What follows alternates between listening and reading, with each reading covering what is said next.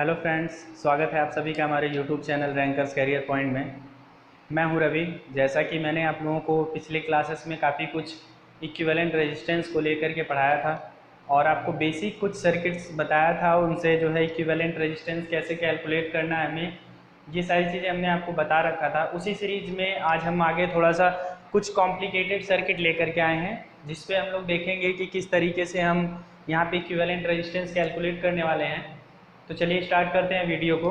I hope आप लोगों को वीडियो पसंद आ रहा होगा और ये जो क्वेश्चंस हैं आप इनको देखेंगे तो वाकई में आपको ये अच्छा लगेगा। और बहुत सारे बच्चों की ये वीकनेस होती है, कहीं ना कहीं से वो कंप्लीट नहीं कर पाते और इसे सॉल्व भी नहीं कर पाते। एग्ज़ाम में काफ़ी ज़्यादा टाइम लेता है। ऐसे क्वेश्चन जब सामने आते हैं तो एक बार बच्चा सोचने लगता है कि फ़िलहाल अभी हमको करना क्या है, इसमें क्या अप्रोच लगाएं।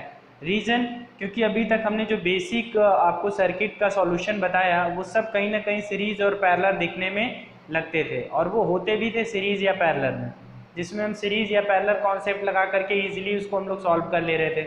लेकिन आप पीछे देख पा रहे होंगे बोर्ड पे, यहाँ पे जो भी क्वेश्चन आपको दिख रहा है आप इसमें डिसाइड नहीं कर पाएंगे कि कौन सा क्वेश्चन, मतलब किस क्वेश्चन में कौन से ब्रांचेस कहाँ सीरीज़ में लगे हैं, कहाँ पैरेलल में लगे हैं। तो यहाँ पे हम लोग कुछ स्पेशल नियम के बारे में, सिमेट्री का नियम और फोल्डिंग सिमेट्री, ये सारे नियम्स हम लोग जो है पढ़ेंगे। क्या होता है सिमेट्री ये भी मैं बताऊंगा। सिमेट्री का मतलब होता है बेसिकली कोई भी सर्किट, कोई भी नेटवर्क अगर आपके पास है, आप उस नेटवर्क का दो एंड कोई है, मान लीजिए एक आपका जो है रिसीविंग एंड है और एक सेंडिंग एंड है। किसी भी नेटवर्क की बात अगर कर लें, जैसे यहाँ से अगर हम इस नेटवर्क की बात करें तो ए टर्मिनल से कोई करंट जा रही है और बी टर्मिनल से कोई करंट लीव कर रही है, तो एज इट इज जैसी करंट यहाँ से इंटर कर रही है वही सेम करंट वहाँ लीव कर रही है। मीन्स जो यहाँ इधर के ब्रांचेज में शो हो रहा है वही सेम उधर के ब्रांचेज में शो हो रहा है। और यदि हम डायरेक्शन ऑफ करंट रिवर्स कर दें तो सेम वही प्रोसेस, मतलब करंट के जो इसकी जो अभिलक्षण जो इसके होंगे, जो कैरेक्टरिस्टिक होगी, उसमें किसी तरीके का इफेक्ट नहीं पड़ रहा है। मीन्स डायरेक्शन कुछ भी हो, कहीं से भी करंट इनकमिंग करे दूसरी जगह से आउटगोइंग हो जाए, या वहाँ से इनकमिंग करे फर्स्ट वाली जगह से इनकमिंग आउटगोइंग हो जाए, तो इसमें फिलहाल क्या है कि उसके कैरेक्टरिस्टिक में कोई भी इफेक्ट नहीं पड़ने वाला है। मीन्स सिमेट्री का सीधा सा मतलब समझो कि सर्किट देखने में बिल्कुल दोनों एंड से एकदम सिमेट्री दिखता है, समान दिखता है, ठीक है ना। तो सिमेट्री का रूल हम यहाँ पे अप्लाई करेंगे। बेसिक चूंकि ये सर्किट ऐसे कॉम्प्लिकेटेड है कि इनको हम सीरीज पैरेलल के लॉ से नहीं कर सकते, यहाँ पे हमें सिमेट्री कॉन्सेप्ट लगाना ही लगाना पड़ेगा। तो चलिए स्टार्ट करते हैं, देखते हैं पहला क्वेश्चन क्या है। पहले क्वेश्चन में देखिए यहाँ पे जो हमने इक्विवेलेंट रेजिस्टेंस कैलकुलेट करने के लिए जो हमने रेजिस्टेंस ले रखा है, आप इसको क्वेश्चन में 1 ओम भी देख सकते हैं, कहीं पे हमने आर लिया है। इट्स में भी कहीं कहीं क्वेश्चन में 1 ओम दिया हो, या जो भी दिया होगा सेम दिया होगा, 1 दिया होगा या तो आर दिया होगा। अगर सब अलग अलग हो जाए तो बहुत डिफिकल्ट हो जाएगा, तब ये सिमेट्री रह ही नहीं जाएगा। तो यहाँ सिमेट्री का कॉन्सेप्ट नहीं रहेगा, ठीक है ना। ये सारे रेजिस्टेंसेस सेम होने चाहिए या एक होने चाहिए, सिंगल रेजिस्टेंस, मतलब अगर 1 है तो 1 हो, या कोई भी वैल्यू हो वो सभी में होना चाहिए। तो चलिए देखते हैं, यहाँ पे हमारे पास क्वेश्चन में कह रहा है कि find equivalent resistance of the circuits at terminal A B. जो ए बी टर्मिनल है हमें वहाँ पर इक्विवेलेंट रेजिस्टेंस फाइंड आउट करना है। तो पहले हम देखिए इस सर्किट में हम क्या करने वाले हैं। यहाँ से मान लेंगे कि कोई करंट इंटर कर रहा है। पहली बात तो इस सर्किट को देखने से ऐसा लग रहा होगा कि ना ही ये सर्किट सीरीज में है ना ही पैरेलल में। कुछ बच्चे इसमें स्टार डेल्टा कन्वर्जन लगाने लगते हैं, वही हमें नहीं करना है, बहुत ज़्यादा टाइम टेकन हो जाता है एग्जाम में जब आप स्टार डेल्टा कन्वर्जन वगैरह अप्लाई करते हैं। अभी यहाँ हमें बेसिक सिंपल सा रूल लगाना है। देखिए अगर कोई करंट आई यहाँ से इंटर कर रहा है तो इसके पास कितने ब्रांचेस दिख रहे हैं, 1 2 3, और तीनों ब्रांचेस जो है वो सेम रेजिस्टेंस के हैं। मतलब आई करंट इसमें I/3 हो जाएगा डिवाइड होके, यहाँ I/3 हो जाएगा और यहाँ पे क्या हो जाएगा, I/3 हो जाएगा, ठीक है ना। उसके बाद अगर हम यहाँ रिसीविंग एंड पे देखें तो यहाँ से जितनी करंट जा रही है उतनी करंट यहाँ वापस आनी है। मीन्स अगर इक्वल रेजिस्टेंस है तो यहाँ से I/3, यहाँ से I/3 और यहाँ से I/3, फाइनली यहाँ पे आई, ठीक है। अब आप देख रहे हैं कि जो करंट इसमें इंटर कर रही है, जो करंट इसमें इंटर कर रही है वो सीधे इस ब्रांच में चली जा रही है, मतलब यहाँ से इस ब्रांच में कोई करंट नहीं जा रही। जो करंट यहाँ इंटर कर रही है वो सीधे यहाँ पे पहुँच जा रही है, ऊपर नीचे कहीं जाने का कोई मतलब नहीं है। जो करंट इसमें गई वो सीधे यहाँ आ गई, मतलब इसमें कोई भी करंट नहीं आ रही है। मीन्स जब भी किसी ब्रांच में आप देखते हैं कि कोई भी करंट नहीं जा रही है, करंट 0 है, तो उस ब्रांच का सर्किट में कोई भी मतलब नहीं होता, आप चाहें तो उस ब्रांच को वहाँ से हटा सकते हैं। तो अभी हम लोग क्या करने वाले हैं, इस ब्रांच को यहाँ से क्या कर देंगे, रिमूव कर देंगे। तो देखिए अगले फिगर को मैंने बनाया है, क्योंकि ज़्यादा टाइम टेकन ना हो, ज़्यादा लेंदी वीडियो ना हो, इसलिए हमने पहले से ही सर्किट ड्रॉ कर रखा है। यहाँ पे देखिए हमने इन दोनों रेजिस्टेंसेस को इसमें से हटा दिया। अब इन दोनों को हटाने के बाद आप देखो ये सिंपली आपको एकदम बिल्कुल सिंपल सा दिख रहा होगा। अब इसको कैलकुलेट करने में कोई दिक्कत नहीं आएगा। आर आर क्या हो जाएगा, 2R, आर आर 2R और आर आर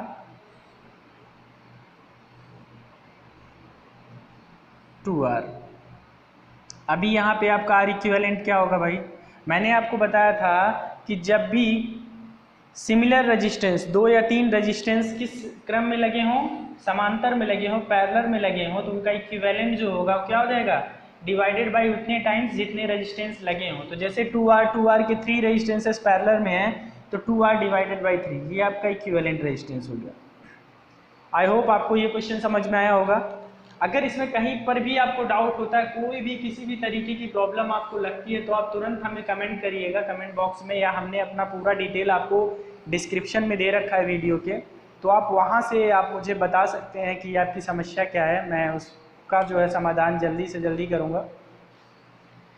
तो ये क्वेश्चन आपका हो गया। नेक्स्ट क्वेश्चन इसी तरीके से, इसमें हम लोग फोल्डिंग सिमेट्री अप्लाई करेंगे। फोल्डिंग सिमेट्री मतलब जैसे कागज़ को फोल्ड करना हो, कोई आप A4 साइज का सीट लेते हैं, उसको बीच से ऐसे फोल्ड करते हैं कि आपका जो दोनों सिरा है वो बराबर बराबर हो जाता है। मतलब आपको दिखता है कि आधे पर से वो फोल्ड हुआ है और एक के ऊपर दूसरा बिल्कुल पैरेलल में दिखता है। वैसे ही सर्किट में हम यहाँ कुछ करने वाले हैं, ए और बी इस टर्मिनल के बीच में हमें इक्विवेलेंट फाइंड करना है। ए और बी यहाँ पे इक्विवेलेंट फाइंड करना है। अब देखिए यहाँ सिमेट्री क्या हो सकता है, सिमेट्री ए और बी पॉइंट पर ही होगा, ए और बी पॉइंट पर ही सिमेट्री होगा। और कैसा सिमेट्री होगा, फोल्डिंग सिमेट्री। या तो नीचे वाले को फोल्ड करके ऊपर ले जाइए, या तो ऊपर वाले को फोल्ड करके नीचे ले आइए। आप यहाँ पर भी करंट डिस्ट्रीब्यूशन से भी इसको कैलकुलेट कर सकते हैं, नो डाउट, बट यहाँ पे फोल्डिंग सिमेट्री ज़्यादा ईजी है। फिलहाल हम लोग फोल्डिंग सिमेट्री से इसको देखते हैं। इसको आप फोल्ड करके ले जाएंगे तो आप देखो जो पोटेंशियल यहाँ पे होगा वही पोटेंशियल यहाँ होगा। इस पॉइंट का पोटेंशियल तो अपना होगा ही होगा। जो पोटेंशियल यहाँ होगा वही पोटेंशियल यहाँ होगा। जो पोटेंशियल यहाँ होगा वही पोटेंशियल यहाँ होगा। ठीक है ना। अब ऑब्वियस सी बात है, अगर इतना आपको कंफर्म है, फोल्डिंग सिमेट्री मतलब सारे रेजिस्टेंस इक्वल हैं, तो ऑब्वियस सी बात है ये पोटेंशियल इसके बराबर, ये पोटेंशियल इसके बराबर, ये पोटेंशियल इसके बराबर। अब यदि ये पोटेंशियल इसके बराबर है तो इस पॉइंट को आप उठा के यहाँ पे क्या कर सकते हैं, इसको कनेक्ट कर सकते हैं। मतलब ये आर और ये आर पैरेलल में हो जाएगा, और इसका जब हम पैरेलल निकालेंगे तो R/2 आ जाएगा, जो हमने यहाँ लिख रखा है। ठीक है ना। अगला हम लोग देखते हैं, ये वाला ब्रांच इसमें हो गया। अब हम लोग देखेंगे इस वाले ब्रांच की हम लोग बात करेंगे। एक्स इसका पोटेंशियल है, यहाँ पर भी एक्स पोटेंशियल, इसको उठाएंगे, इस पर हम लोग फोल्ड कर देंगे। तो इसको जब हम इस पर फोल्ड करेंगे तो आपको देखने को मिलेगा क्या, कि ये और ये दोनों पैरेलल में हो जाएगा, तो इसका इक्विवेलेंट R/2 हो जाएगा। सिमिलरली ये वाला इसके पैरेलल में R/2, ये वाला इसके पैरेलल में R/2, ये वाला इसके पैरेलल में R/2, और ये वाला जो है इसके पैरेलल में R/2। ठीक है ना। क्या है, ये इसके पैरेलल में R/2, ये इसके पैरेलल में R/2, और आप ये इसके पैरेलल में R/2, ये वाला इसके पैरेलल में R/2, और ये इसके पैरेलल में R/2। अब आपके पास ये एक सिंपल सर्किट हो गया, ये एक सिंपल सर्किट हो गया। यहाँ पे हमने कौन सा नियम अप्लाई किया, फोल्डिंग सिमेट्री। ए और बी हमें इसके बीच में फाइंड आउट करना है। तो अब आप देखो ये बीच में दोनों आपस में जुड़े हैं, ये कोई लाइन नहीं है, डॉटेड लाइन हमने लिया था, इससे कोई मतलब नहीं है। अगर सॉलिड लाइन भी हो भी तो कोई इससे दिक्कत नहीं है। अभी क्या है कि यहाँ पे हमारे पास क्या है, ये आपका, ये हम इस सर्किट को एक बार और ड्रॉ कर सकते हैं कुछ इस तरीके से। इसको R/2 हम सीधे इसको कर सकते हैं, R यहाँ पे R/2, ये R हो गया। अब आप देखो ये R/2, ये R/2, ये दोनों सीरीज में है। ये दोनों किस क्रम में है, सीरीज में है, तो इन दोनों को जोड़ेंगे तो R आ जाएगा, और जो R आएगा उसको हम लोग यहाँ पे ऐसे जोड़ सकते हैं। और यहाँ पे आपका R/2, ये पॉइंट, ये B पॉइंट, ये आपका R हो गया, ठीक है ना। अब ये आप देख पा रहे हैं सिंपली, ये R दो इक्वल रेजिस्टेंस यदि पैरेलल में हैं तो उसका रेजिस्टेंस क्या हो जाने वाला, आधा, तो R/2, मतलब हम इसको मिटाते हैं, इसका इक्विवेलेंट हम लिख देते हैं क्या, R/2। अब 3 रेजिस्टेंस R/2 सीरीज में है तो तीनों को जोड़ेंगे तो क्या हो जाएगा, R equivalent is equal to 3R/2, R equivalent is equal to 3R/2। So I hope आपको ये भी क्वेश्चन समझ में आ गया होगा, कोई दिक्कत नहीं। यहाँ पे हमने फोल्डिंग सिमेट्री यूज किया, हमने डायरेक्टली क्या किया, आप ऊपर वाले को नीचे फोल्ड कर सकते हैं, नीचे वाले को ऊपर फोल्ड कर सकते हैं, किसी को भी किसी तरफ फोल्ड करके आप देखेंगे तो इसमें कोई ज़्यादा क्वेश्चन के आंसर में कोई फ़र्क नहीं पड़ने वाला, आंसर आपको वैसे ही मिलने वाला है जो हमने अभी आपको बताया, ठीक है ना।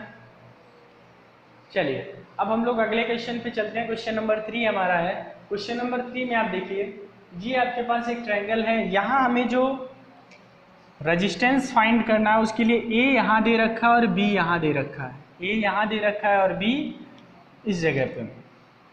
अब ये थोड़ा सा आपके लिए डिफिकल्ट है, इसको हम लोग कैसे कैलकुलेट करेंगे, यहाँ पे क्या लगाएं, यहाँ पर भी हम लोग फोल्डिंग सिमेट्री यूज करें इस एक्सिस के क्रॉस,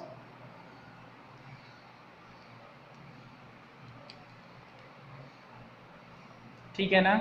इसके क्रॉस अगर हम लोग यूज करें फोल्डिंग सिमेट्री तो आप देखो जो पोटेंशियल यहाँ होगा वही पोटेंशियल यहाँ होगा, जो पोटेंशियल यहाँ होगा वही पोटेंशियल यहाँ होगा, ठीक है। रीज़न, क्योंकि अगर कोई भी करंट आएगी तो ये सारे ब्रांचेज एक जैसे हैं तो इन पॉइंट का पोटेंशियल आपको सेम देखने को मिलेगा, ये एंड पॉइंट है, ये इस ट्रायंगल का एंड पॉइंट है, इसलिए यहाँ का पोटेंशियल सेम देखने को मिलेगा। अब आप देख के मुझे बताओ कि यदि किसी भी एक रेजिस्टेंस के दोनों टर्मिनल का पोटेंशियल सेम हो तो क्या उसमें कोई करंट फ्लो होगी, नहीं होगी, तो हम क्या कर देंगे, इनको वहाँ से को यहाँ से हटा देंगे, कोई करंट नहीं जिसमें फ्लो रहा उसको हटा देंगे, इसी तरीके से इनको हटा देंगे, दोनों हटा दिया। अब हम इसको क्या कर देंगे, फोल्ड कर देंगे, तो ये इसके पैरेलल में, ये इसके पैरेलल में, ये इसके पैरेलल में, तो अगर ये इसके पैरेलल में है, ये वाला इसके पैरेलल में, ये इसके पैरेलल में है, तो ये जब इसके पैरेलल में जाएगा तो रेजिस्टेंस R/2, ये जब इसके पैरेलल में जाएगा तो ये वाला रेजिस्टेंस R/2, ये जब इसके पैरेलल में जाएगा तो ये वाला रेजिस्टेंस R/2। बट यहाँ पे एक इम्पॉर्टेंट बात ध्यान देना है, ए और बी के बीच में एक रेजिस्टेंस है जो आपका इक्विवेलेंट R है, मतलब इक्विवेलेंट R नहीं, मतलब इसके पैरेलल में कोई नहीं आया हुआ है, ये आपका सिंगल है, अकेले हैं, यहाँ पे R है इसकी वैल्यू, इसको ध्यान रखिएगा, अदरवाइज गलती के चांसेस यहाँ हो सकते हैं। तो यहाँ पे आपका R है। अब हमें कैलकुलेट कहाँ करना है, इसके बीच में, ए बी के बीच में हमें रेजिस्टेंस कैलकुलेट करना है। आप देखो R/2, तो ये टोटल कितना हो जाएगा, ये टोटल हो जाएगा आपका, इसको हम सर्किट को थोड़ा सा और सिंप्लीफाई करते हैं, R/2 अगर यहाँ से कोई करंट निकलती है तो आप देखो सेम करंट जाएगी, मीन्स ये तीनों सीरीज में है तो 3R/2 और ये R, ये मान लीजिए ए बी पॉइंट है।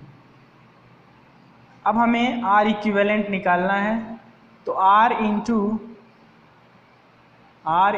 3R/2 अपान R प्लस 3R/2, मतलब यहाँ हो जाएगा, यहाँ पर क्या हो जाएगा 3R/5, मतलब ये वाला आपका आंसर हो जाएगा 3R/5, ठीक है ना। बहुत सिंपल क्वेश्चन है, ऐसे क्वेश्चंस अक्सर एग्जाम में पूछ लिए जाते हैं और वहाँ हम समझ नहीं पाते हैं कि फ़िलहाल इनको हम लोग सॉल्व कैसे करें, किस तरीके से हम लोग इनका अप्रोच करें, फ़िलहाल कैसे हम शुरुआत कैसे करें, लगते हैं स्टार डेल्टा ट्रांसफॉर्मेशन लगाने और डिफरेंट टाइप के रूल्स लगाने, मतलब क्या है ना कि हमारे माइंड की उपज होती है, हमें जितनी चीज़ें पता होती हैं सब शुरू कर देते हैं उसमें, चलो ये लगा देते हैं, ये लगा देते हैं, और पता चलता है 30 सेकेंड के क्वेश्चन में आप बहुत सारा टाइम लगा देते हैं, ठीक है ना। तो हमें ऐसा नहीं करना है, हमें थोड़ा सा और डिफरेंट कॉन्सेप्ट भी जो हैं उनको भी अच्छे से तैयार रखना है, उनको भी सीख के रखना है, मतलब ये सिमेट्री वगैरह का कॉन्सेप्ट आपको आना चाहिए। अभी हम लोग ये देखा, हम लोगों ने इसको अच्छे से समझा, इसके अलावा अभी जो भी आपके पास सर्किट है, जैसे अभी क्यूब का रेजिस्टेंस फाइंड करना, अगले लेक्चर में मैं आपको बताऊंगा कि कैसे हम क्यूब का रेजिस्टेंस फाइंड आउट करेंगे डिफरेंट केसेस में, और व्हीटस्टोन का मैंने कल बताया था, एक केस हम और भी लेकर के देख सकते हैं व्हीटस्टोन का, उसको भी पढ़ सकते हैं। उससे पहले मैं आपको एक बात बता दूं कि देखिए, जैसे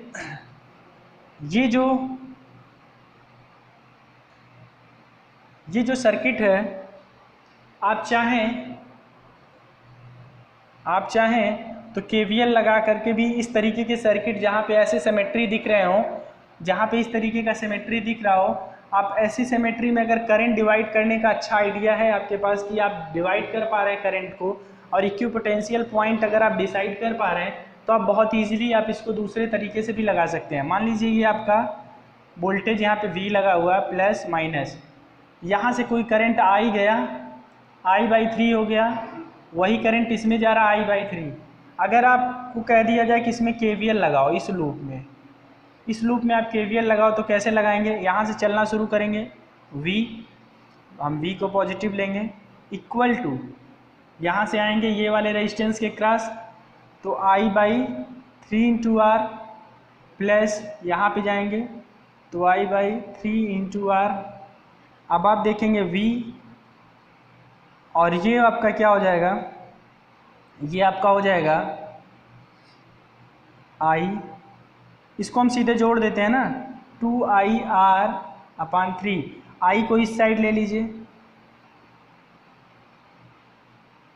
अब आप देख रहे हैं V/I, टोटल वोल्टेज अपान टोटल करंट, टोटल वोल्टेज अपान टोटल करंट का रेशियो क्या हो जाएगा, टोटल रेजिस्टेंस, मतलब 2R/3।